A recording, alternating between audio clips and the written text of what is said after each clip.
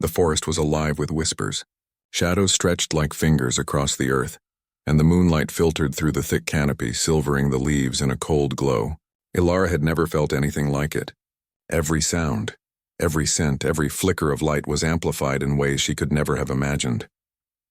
Her immortality had given her strength, yes, but it had also opened her to the world in ways both beautiful and terrifying.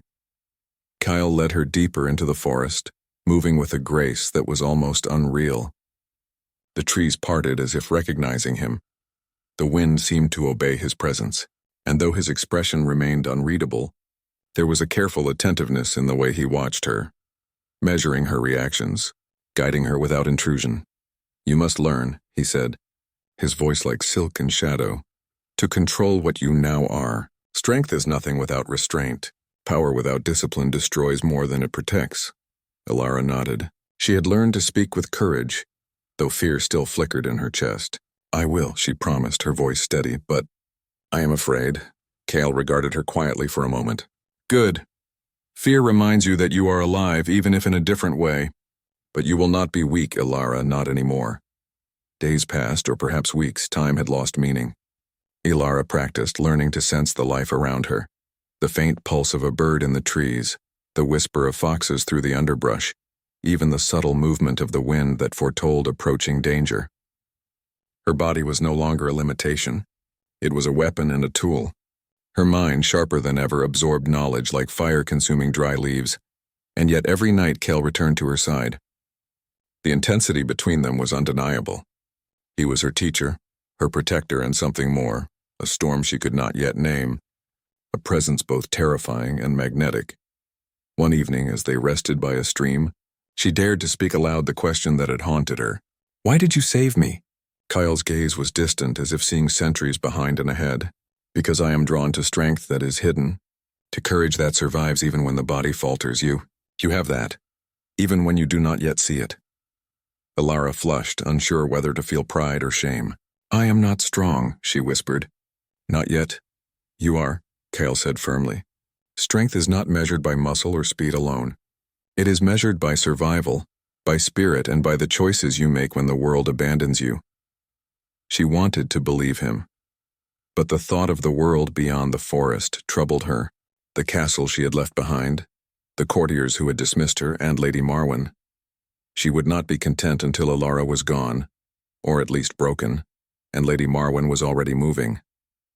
Rumors of a dark creature in the northern forests reached the ears of those who sought power, and she whispered to rival lords about the girl who had vanished, planting fear and envy. Soon, Ilara would have to face not only her own transformation but also the consequences of stepping into a world that did not forgive weakness. The first test came sooner than expected. A group of hunters, armed with iron-tipped arrows and charms against the supernatural, emerged from the trees one misty morning. They had been sent by Lady Marwen, convinced that a monster hid in the woods. Ilara froze at first, unsure of how to react. But Kale was calm, a shadow among shadows. "Move," he instructed softly. "Trust what you are now," and she did. The world became sharper, faster, alive. She dodged and weaved, moving with a speed and precision she had never known as a mortal. Her senses guided her as much as her eyes. Arrows passed harmlessly as she leapt, her laughter mingling with the rustling wind. When the last hunter fell unconscious from their own fear and magic, Kale approached her. "Well done," he said simply. But his eyes were not only approving, they were testing, always testing. Ilara realized then that their bond was no longer just of survival. It was trust, tension, and something far more profound. She had begun to see him as more than a teacher. He was a presence she both feared and longed for, a shadow that held warmth in impossible ways. As the days passed, Kale began to reveal pieces of his own story. Immortality had not been kind to him. He had ruled over vampires, fought rivals, and carried centuries of regret like armor. Yet with Ilara he allowed glimpses of vulnerability, a smile, a flicker of humor, a rare tenderness. She began to understand that even the most feared creatures bore their own burdens, and perhaps redemption was not impossible, even for him. One night, sitting beneath a sky heavy with stars, Ilara dared to speak of her past. "I was left to die," she said softly. "Even my father. Even my king. They all abandoned me. I thought they didn't care if I lived or died. Kale's hand rested lightly on hers. The touch was cold yet grounding. And yet, he said, you survived. Not just survived, but thrived. That is the true measure of a soul. Tears pricked her eyes, though she did not let them fall. She realized then that she was not just learning to control her immortality. She was learning to forgive, to reclaim the courage that had been dismissed by others. And in Kale's presence, she began to see herself not as weak, but as someone who could shape the world, even if only a small part of it, in her own image. But peace was fragile.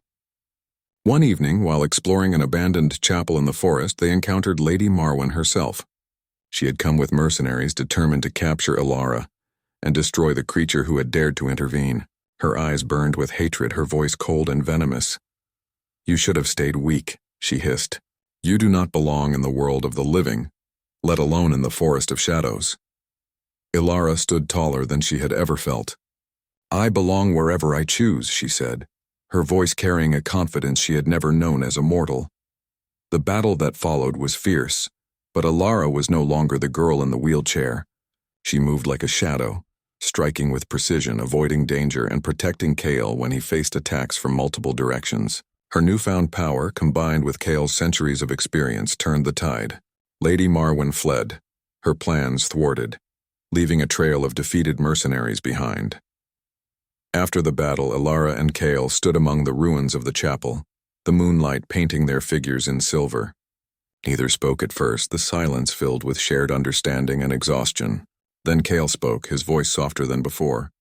You have learned much, but this is only the beginning. The world beyond these woods will not be as forgiving. Ilara looked up at him, her eyes bright with determination and something more, something tender and complicated. I know, she said, but I am ready, and I am not afraid anymore. Kyle's gaze lingered on her, unreadable yet intense. He extended his hand once more, and she took it, feeling the bond that had grown between them, a mixture of trust, longing, and something beyond explanation. As they turned to leave the forest, the wind whispered through the trees, carrying both promise and warning. Somewhere in the shadows, eyes watched them, and a figure moved silently, unseen but ever present. The night had been won, but the war for power, trust, and redemption was far from over.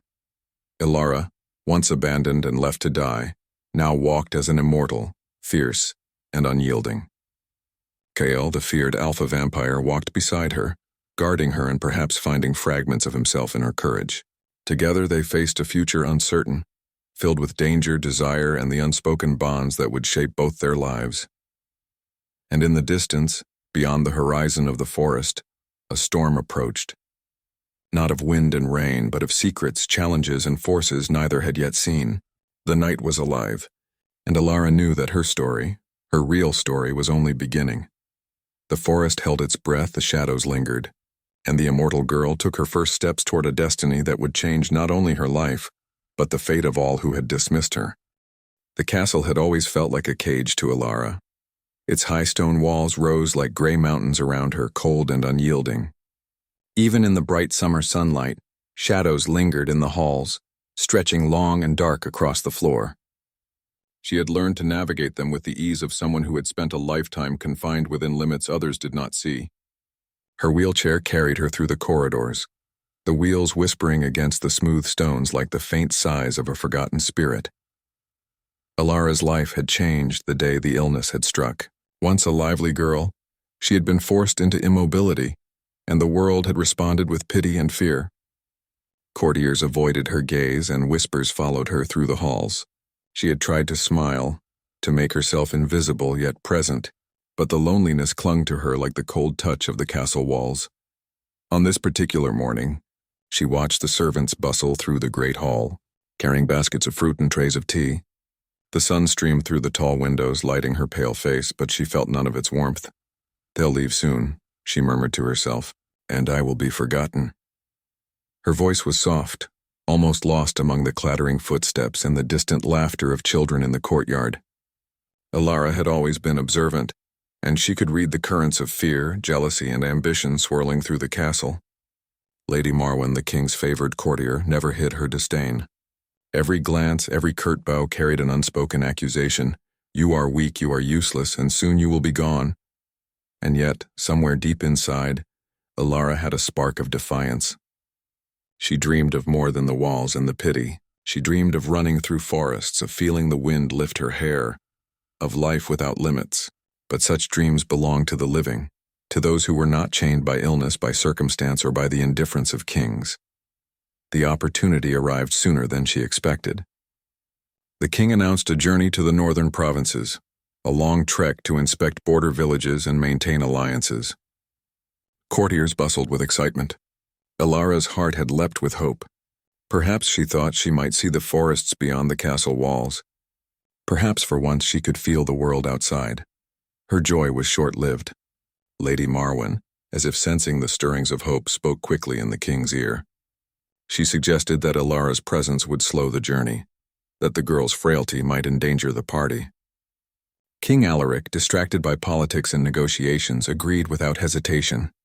Ilara's protests fell on deaf ears, her voice weaker than the wind, and the carriage was sent on without her. The castle gates closed behind the travelers, leaving Ilara staring at the horizon. The village at the edge of the forest seemed small and fragile, almost invisible. There was no carriage, no servant to accompany her. Only the dirt road stretched before her, uneven and uncertain, and the dense forest beyond. She wheeled herself forward, each movement painful and slow, but her mind raced faster than her body. The villagers had long abandoned their homes, leaving only the echoes of lives once lived. The air smelled of damp earth and decay.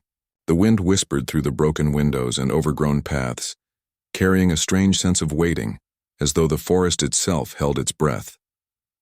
Night fell quickly, draping the ruins in black. Ilara's heartbeat quickened. She had known fear before, but now it was raw and biting, crawling up her spine. She knew she could not survive here alone. The forest was alive with unseen eyes. It was then that he appeared. Kyle. He stepped from the shadows, tall and imposing, his presence commanding even the darkness around him. His eyes glimmered with an unnatural light, sharp and penetrating, and his voice was smooth, deep, almost hypnotic. "You should not be here," he said, and yet there was no anger, only curiosity. Ilara's hands trembled not from weakness, but from the strange fascination that his appearance stirred in her. I was left," she admitted, her voice barely above a whisper. "No one cares if I live or die." Kale's gaze softened for the briefest instant, though the intensity of it never wavered. "And yet here you are," he said, "alive against the odds. That is rare, that is intriguing." He circled her slowly like a predator observing its prey, yet there was no malice in his movements, only a careful, measured interest. "You could die," he continued, "or you could join me. Become something more than fragile flesh, more than fear and pity." Ilara stared, unsure whether he meant it as threat or promise. Her heart pounded. Immortality, unfathomable, impossible, yet it shimmered before her like a distant star. She could escape the limits that bound her. She could rise beyond the weak, beyond the cage of flesh and time. What would it cost? She asked, her voice steadier now, though a tremor of fear lingered. "Everything," Kale said. "And yet, you might gain everything as well. Strength, life beyond measure, senses alive to the unseen world. But nothing will be as it was." Her mind raced. Death seemed certain if she stayed. Life as she had known it was over. And yet the thought of transformation, of breaking free from the chains that had held her, drew her forward. Something inside her stirred. A flame she had almost forgotten in the cold halls of her home. I will do it," she said, her voice firm, almost daring. Kale nodded, and the world seemed to pause. The night grew still. The wind held its breath, and the forest leaned closer as if awaiting what was to come. The transformation was neither gentle nor forgiving. Pain tore through her, fire and shadow intertwining, reshaping her from the inside. She screamed, yet the sound carried no weakness, only the raw birth of something new. Her senses expanded beyond imagination. She could hear the heartbeat of the forest, smell the life hidden in the dark, see the shapes of creatures lurking beyond mortal vision. Her wheelchair fell aside, useless now, and she rose on feet that trembled with power and newfound grace. When the pain subsided, she looked at Kale. He had remained by her side, watching, patient and silent. Something unspoken passed between them. A recognition of change, of life reborn, of the beginning of a bond that neither fully understood. "You are different now," he said, his voice carrying the weight of centuries. "But that does not make the world kinder." Ilara flexed her hands, feeling strength and agility she had never known. She felt awe and terror mingling within her, and a strange pull toward the creature who had given her this new life. Fear, fascination, and longing swirled together, confusing and exhilarating. "What now?" she asked. Kyle's eyes gleamed in the moonlight, unreadable yet intense. "Now, you learn. You survive. You understand the price of immortality. And one day, you may decide whether to embrace the darkness or shape it in your own image." Ilara's heart surged with a mixture of excitement and dread. She had escaped the cage, the pity, the weakness, but she had entered a new world, one of shadows, power, and unknown dangers. And she was not alone. The wind whispered through the ruined village, carrying promises and threats alike. In the distance, the castle lights were faint, a reminder of the world she had left behind. And beyond that, the forest stretched endlessly, dark and full of secrets. Kale extended a hand. His touch was cold, yet not unkind. "Come," he said. "Your life has changed forever. And the night waits for you." Ilara took his hand, feeling both fear and exhilaration. She did not know what lay ahead. Battles, enemies, allies, or the stirring of emotions she had never felt. But she had made her choice. She was alive, and she was immortal. As they moved into the forest, shadows weaving around them, Ilara felt a thrill she had never known. Freedom, power, and uncertainty stretched before her like a dark ribbon, and somewhere deep within she felt the first fragile stirrings of hope. But the night was not empty. Eyes watched from the darkness, secrets whispered by the wind. The world had changed for Ilara, but the dangers had only begun. And in the deepest shadows, Kyle's gaze lingered, unreadable and eternal, as though hinting at trials, temptations, and the bond that would define them both. The first step into immortality was taken. The journey had begun,